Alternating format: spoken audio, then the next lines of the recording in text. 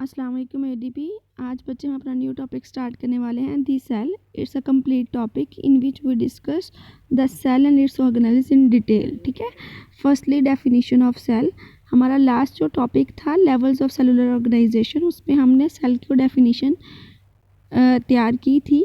तो सेल क्या है उस डेफिनेशन के अकॉर्डिंग आप सबको यकीनन याद होगा, क्योंकि मुझे पूरा यकीन है मेरे बच्चे डेली अपना जो टॉपिक्स उनको मिलते हैं उनको लर्न कर रहे हैं, तैयार कर रहे हैं। तो what is cell? Cell is the structural and functional unit of life. ये मैंने डिस्कस किया था आपके साथ कि वो पॉइंट है जहाँ पे लाइफ इमर्ज होती है। चूँकि ये एमर्जेंट पॉइंट है, so you can say that smallest unit that can carry out all activities of life, हम उसको सेल कहते हैं। And thirdly you can say that these are the building blocks of complex multicellular organism. Why building blocks? क्योंकि multicellular organism means ये organisms जैसे कि हम हैं ह्यूमन बींग्स और you can all the animals, ये एक से ज़्यादा सेल्स पर मुश्तमिल है। चूँकि एक से ज़्यादा सेल्स पर मुश्तमिल है तो यही सेल्स जो हैं उनकी बॉडी को बनाने के लिए रिपीट होते हैं, एज रिपीटिंग यूनिट वहाँ पे मौजूद होते हैं। सो हम इन्हें बिल्डिंग ब्लॉक्स भी कहते हैं। ठीक है। नेक्स्ट हम डिस्कस करेंगे state cell theory and discuss its emergence. You can say that हम हिस्ट्री ऑफ सेल जो है डिस्कवरी के लिए वो पढ़ने वाले हैं। तो फर्स्टली हम इसमें डिस्कस करेंगे कि सेल को किसने इंट्रोड्यूस करवाया, हु डिस्कवर दैट सेल। तो फर्स्टली जो सेल है वो उसकी डिस्कवरी की जी रॉबर्ट हुक ने इन 1665 में। उसने अपनी एक फेमस पब्लिकेशन थी जिसमें रिपोर्ट किया सेल की प्रेजेंस को। That publication is called as Micrographia. ठीक है। माइक्रोग्राफिया में उसने रिपोर्ट किया था अपनी इस पब्लिकेशन के बारे में। उसने मींस रॉबर्ट हुक ने कॉर्क के थिन सेक्शंस बेटा प्रिपेयर किए थे। व्हाट इज़ कॉर्क, ये आप यहाँ से समझना ज़रूरी है। कॉर्क जो है बेटा वो क्या था, डेड प्लांट मटेरियल है। ठीक है। कॉर्क क्या है, डेड प्लांट मटेरियल है। उसके उसने थिन सेक्शंस प्रिपेयर किए और अपनी self made, very very important thing here is self made compound microscope जो है उसमें उसने देखा जब। और कंपाउंड माइक्रोस्कोप क्या होती है, माइक्रो मीन बेटा स्मॉल, अगेन एज मेरा ख्याल अब तक तो सबको याद हो गया होगा। वो चीज़ें जिनको हम आम आँख से नहीं देख सकते, नेकेड आई से नहीं देख सकते हैं, उनको माइक्रो में इंक्लूड किया जाता है। तो माइक्रोस्कोप वो है जिसके ज़रिए हम लोग ऐसी छोटी चीज़ों को जो हम आम आँख से नहीं देख पा रहे देख सकते हैं through the use of lenses and etcetera. तो लेंसेज की मदद से, तो वो उसकी सेल्फ मेड माइक्रोस्कोप थी और उसने वो एक सिंगल ट्यूब ली थी और उसकी दोनों साइड्स पे उसने लेंसेज लगाए और उस लेंस के जरिए उसने देखा तो उसको सेल जो है वो कॉर्क में उसकी प्रेजेंस फील हुई। उसने अपनी ऑब्जर्वेशन को किस तरह से हमारे साथ डिस्कस किया, उसने लिखा कि सेल जो है वो क्या है, उसकी ऑब्जर्वेशन के अकॉर्डिंग सेल जो हैं वो उसके अकॉर्डिंग क्या थे, minute Honey com like compartments थे। ठीक है। उसने जब उसको देखा तो उसने ऑब्जर्व किया कि ये minute Honey com like compartments हैं, हनी कॉम लाइक कंपार्टमेंट्स जिनको उसने क्या कह दिया, उसने सेल कह दिया। ठीक है। आपने कभी हनी कॉम देखा है, शायद की मक्खी का चत्ता? अगर आपने नहीं देखा तो दिस इज़ योर असाइनमेंट। आपको कहीं से भी अवेलेबल हो, कभी कहीं पे लगा हो, आप लोग तो गांव में रहते हैं तो यकीनन मेरा ख्याल है कहीं ना कहीं से मिल ही जाएगा, आज नहीं तो कल। तो क्योंकि अभी तो मौसम नहीं है, मगर आप उसको ज़रूर देखिएगा। हेक्सागोनल कंपार्टमेंट्स बेटा होते हैं जो कि हनीकॉम में होते हैं और वो अंदर से खाली होते हैं। तो इसीलिए चूँकि वो अंदर से खाली होते हैं तो चूँकि उसने हनीकॉम लाइक कंपार्टमेंट्स का, तो हक ने ये कहा कि these are empty spaces bounded by thick walls. ये खाली स्पेसिस हैं जो कि इर्द गिर्द थिक वॉल से बाउंड की हुई हैं। ठीक है। ये उसकी फर्स्ट डिस्कवरी थी, very very important, you have to learn that. उसके बाद हम लोग सेकंड पढ़ने वाले हैं लॉरेंस ऑकेन को। लॉरेंस ऑकेन जो है वो जर्मन साइंटिस्ट थे और इन्होंने 1805 में सेल के अकॉर्डिंग अपना जो भी इन्वेस्टिगेशन थी उसको हमारे साथ शेयर किया। और इन्होंने क्या कहा, इन्होंने कहा all living beings originate from और कंसिस्ट ऑफ वेसिकल्स और सेल्स। Very important. उसने कहा तमाम जिंदा जानदार जो है उनका आगाज़ होता है या वो मुश्तमिल होते हैं वेसिकल्स, छोटी छोटी थैलियों पर, जिनको आप क्या कह सकते हैं, सेल्स कह सकते हैं। ठीक है। ये इनकी फर्स्ट, ये किनकी डिस्कवरी है, लॉरेंस ऑकेंस की, जो उन्होंने हमारे साथ डिस्कस की। उसके बाद हम पढ़ेंगे जीन बैप्टिस्ट डी लामार के बारे में। उन्होंने क्या डिस्कस किया, उन्होंने 1809 में एक्सप्रेस किया अपना आइडिया जो कि सिमिलर था लॉरेन हॉकिंस के आइडियाज़ के साथ। उन्होंने कहा no body can have life if its constitute parts are not cellular tissue and are not formed by cellular tissue. ठीक है, उन्होंने क्या कहा कि कोई भी लाइफ जो है वो तब तक नहीं ओरिजिनेट हो सकती है, कोई भी लाइफ तब तक जो है अपना फंक्शन नहीं कर सकती है जब तक कि वो सेलुलर टिश्यूज़ पर मुश्तमिल ना हो या फिर सेलुलर टिश्यू से बनी हुई चीज़ों पर मुश्तमिल ना हो। ठीक है, सेलुलर टिश्यू अगेन वही बात कि सेल जो है is a basic unit of life. इनके अकॉर्डिंग भी सेल क्या हो गया, बेसिक यूनिट ऑफ लाइफ हो गया। उसके बाद ये रॉबर्ट ब्राउन की डिस्कवरी बहुत बहुत अहम है बच्चे, क्योंकि रॉबर्ट ब्राउन ने जो हमारे साथ डिस्कस किया उसने हमारे फर्स्ट आइडिया को बिल्कुल चेंज कर दिया, जो कि रॉबर्ट हुक का आइडिया था। अभी हम डिस्कस करते हैं उन्होंने क्या कहा। 1831 में रॉबर्ट ब्राउन ने बेटा क्या किया है, उन्होंने रिपोर्ट की presence of nucleus in the cell. ये बहुत इंपॉर्टेंट एमसीक्यूज है क्योंकि अक्सर पूछा जाता है न्यूक्लियस को किसने डिस्कवर किया, एंड ऑप्शंस में रॉबर्ट ब्राउन का नेम जो है वो आप सेलेक्ट करेंगे। यहाँ पूछा जाता है कि किस साल में न्यूक्लियस जो था वो रिपोर्ट हुआ, तो इट इज़ 1831। ठीक है, ये बहुत इंपॉर्टेंट एमसीक्यूज है। तो अब जब उसने कहा कि न्यूक्लियस प्रेजेंट होता है इन द सेल, तो बेटा जो आइडिया था हुक का कि सेल जो है वो एक एम्प्टी स्पेस है, ऑफ कोर्स वो आइडिया जो है अब क्या हो गया, टोटली चेंज हो गया, क्योंकि सेल अब एम्प्टी स्पेस नहीं है, सेल के अंदर क्या मौजूद है, न्यूक्लियस मौजूद है। उसके बाद जो हमारे पास है डिस्कस करने के लिए हिस्ट्री में, वो है cell theory by Schleiden and Schwann. Schleiden and Schwann जो है वो जैसे आप देख रहे हो बेटा, जर्मन बोटैनिस्ट है शेल्डन। चूँकि ये बोटैनिस्ट है तो ऑफ कोर्स इन्होंने किसको डिस्कस किया होगा, प्लांट टिश्यू को। एंड जो है श्वान, थ्योडर श्वान, वो 1839 में उन्होंने किसको डिस्कस किया, एनिमल टिश्यू को, क्योंकि वो क्या थे, एक जूलॉजिस्ट थे। तो यहाँ से आप याद रखें कि शेल्डन जो थे वो बोटैनिस्ट थे, 1838 में उन्होंने प्लांट टिश्यूज़ को डिस्कस किया था, और थ्योडर श्वान जो है वो जूलॉजिस्ट थे जिन्होंने 1839 में किसको स्टडी किया, एनिमल टिश्यू को स्टडी किया। तो फिर इनकी डिटेल जो स्टडी है उसके अकॉर्डिंग एक हम लोगों ने फार्मूलेट की, हम लोगों से मुराद बायोलॉजिस्ट ने फार्मूलेट की सेल थ्योरी। इंशाल्लाह हम लोग भी जल्दी इंक्लूड होंगे, जो कि रिसर्च से इंक्लूडेड काम करेंगे, एंड ऑफ कोर्स हम लोग भी अपना शो करेंगे in the form of books, in the form of publications, है ना इंशाल्लाह।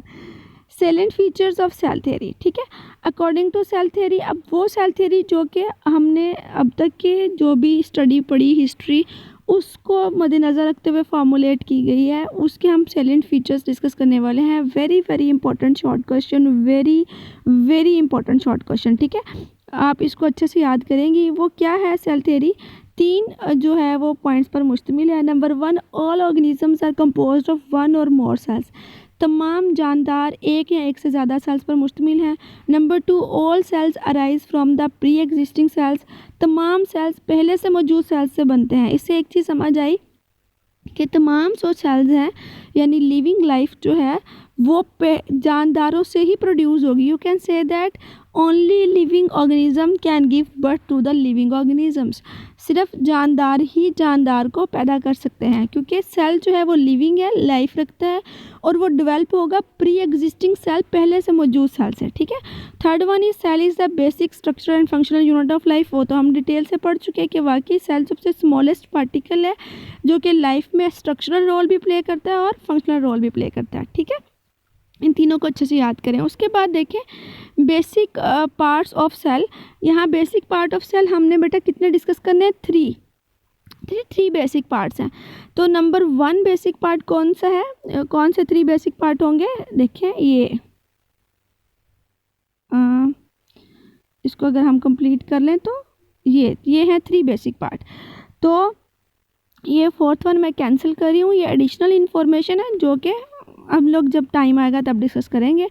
अब फर्स्ट बेसिक पार्ट क्या है, न्यूक्लियस, जो कि हमें किसने बताया, रॉबर्ट ब्राउन ने, कि सेल में मौजूद होता है।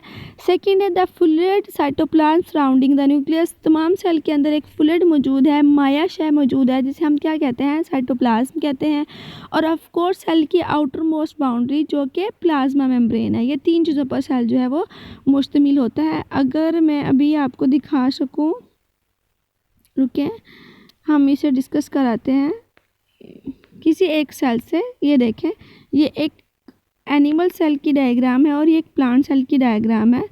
तो यहाँ अगर आप नोट करें तो एनिमल सेल में सबसे आउटर मोस्ट जो है वो क्या हमें दिखाया गया है जी, ये है plasma membrane. This is the outer most boundary of the cell, ठीक है। उसके बाद हम लोग डिस्कस करेंगे जो इनर ऑफ द सेल में मौजूद है, इट इज़ न्यूक्लियस, ठीक है। यहाँ पे तो एक दरमियान में मौजूद चीज़ है या सेल के अंदर मौजूद है, that is called as nucleus. और सबसे आउटर मोस्ट बाउंड्री क्या है, प्लाज्मा मेम्ब्रेन है।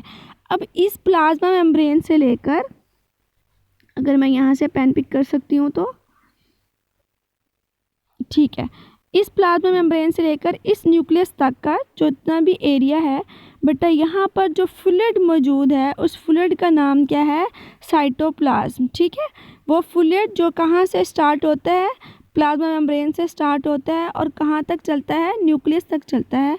उसको इस तमाम जगह में मौजूद है, इस तमाम स्पेस में वो मौजूद है, उसका नाम क्या है, साइटोप्लाज्म, ठीक है। उसको साइटोप्लाज्म कहते हैं।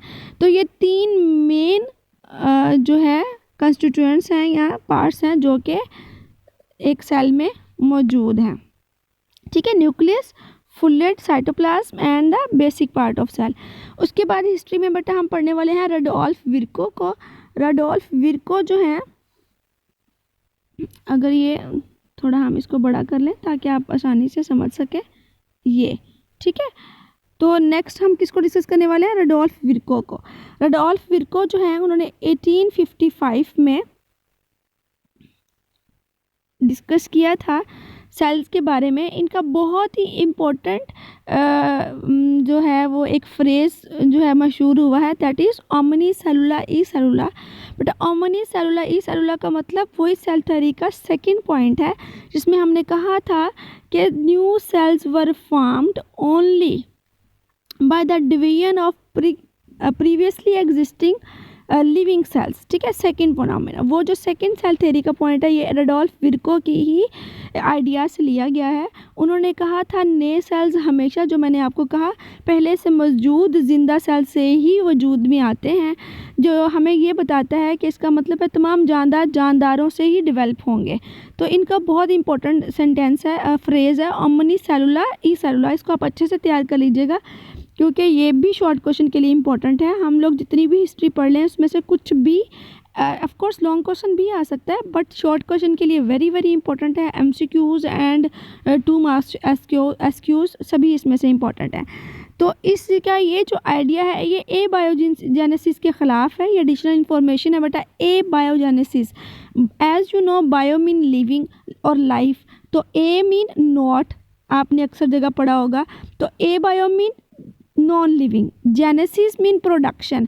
इसका मतलब है कि लिविंग थिंग्स जो हैं, ठीक है, अराइज होती हैं spontaneously from non living things. This idea, इस आइडिया के मुताबिक क्या हुआ कि जिंदा जानदार बेजान चीज़ों से बनते हैं।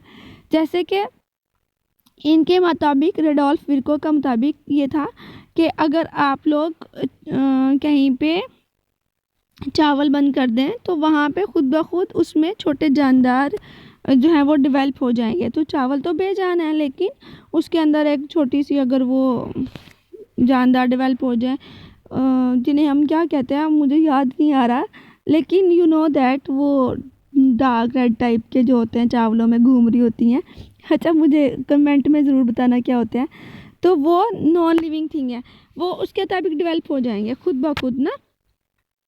तो नॉन लिविंग थिंग डेवलप होती हैं। बट जब रडोल्फ विर्को का सामने आया स्टडी, तो इससे ये पता चला कि लिविंग थिंग्स सिर्फ और सिर्फ लिविंग थिंग से ही डेवलप हो सकती है। इसने एबायोजेनेसिस के आइडिया को बिल्कुल कॉन्ट्रारी कर दिया और रॉन्ग साबित किया। उसके बाद आ गया लुईस पास्चर ने 1862 में एक्सपेरिमेंटल प्रूफ दिया कि इसको विर्कोज हाइपोथेसिस को, विर्को का जो आइडिया था उसको उसने तजर्बे से साबित कर दिया। उसका तजर्बा क्या था, माइक्रो ऑर्गेनिज्म बैक्टीरिया पे था, और उसने प्रूफ किया कि बैक्टीरिया सिर्फ़ और सिर्फ पहले से मौजूद बैक्टीरिया से ही डेवलप हो सकते हैं और किसी भी बेजान चीज़ से डेवलप नहीं हो सकता है। ठीक है, लिविंग थिंग्स के बारे में वो एक एडिशनल इन्फॉर्मेशन दी है जो आप डेफिनेशन वैसे भी पढ़ चुकी हैं। हमने अपने फर्स्ट लेक्चर में living and non living things के दरम्यान जब डिफ्रेंशिएट किया था तब अपनी डेफिनेशन पढ़ी थी। Living things are chemical organisations हैं जो सेल से कंपोज होती हैं और ये कैपेबल होती हैं रिप्रोड्यूस कर सकें, ये खुद को यानी अपने जैसे मजीद सेल जो हैं वो बनाने की सलाहियत रखती हैं। अच्छा बेटा, लास्ट में है ऑगस्ट वीसमैन। ये हमारा हिस्ट्री का लास्ट पॉइंट और लास्ट साइंटिस्ट है जिसकी हम लोग वर्क को डिस्कस करने वाले हैं। ऑगस्ट वीसमैन ने कब काम किया था? इन्होंने 1880 में काम किया था और इन्होंने क्या बताया था कि तमाम लिविंग सेल्स का कॉमन रीजन होता है क्योंकि उनके स्ट्रक्चर में सिमिलैरिटीज़ होती हैं और मोलेक्यूल्स में भी। तो तमाम लिविंग सेल्स चाहे वो कि ह्यूमन बीइंग के हों, चाहे एनिमल्स के हों या चाहे प्लांट के हों, इनके अकॉर्डिंग सभी का रीजन जो है वो सेम है और इनके स्ट्रक्चर में बेसिक सिमिलैरिटीज़ हैं। हम ये नहीं कह रहे their structure are identical to each other, हम ये कह रहे हैं कि उनके स्ट्रक्चर जो हैं वो एक दूसरे के साथ बेसिकली सिमिलर होते हैं। जिन मोलेक्यूल से वो डेवलप हुए हैं वो मोलेक्यूल भी उनके क्या होंगे, एक जैसे होंगे। ठीक है, ये हमारा आज का टॉपिक था फर्स्ट, जिसमें हमने हिस्ट्री ऑफ सेल जो है वो डिस्कस किया और सेल की डेफिनेशन को बटे साथ साथ अच्छे से तैयार करते जाएं क्योंकि आपके पास टाइम बहुत कम है। हम लोग ये नहीं कर सकते कि अच्छा ठीक है इकट्ठा कर लें बाद में याद कर लेंगे। मैंने पहले भी कहा था 22 जैन को आपका एग्ज़ाम होगा और ये आपका फाइनल एग्ज़ाम होता है जिसमें जो भी टॉपिक्स आपको पढ़ा दिए गए उनका पेपर होगा और वो दोबारा नहीं होगा, तो आपने इसको अच्छे से तैयार करना है। ठीक है, ओके, अल्लाह हाफिज़।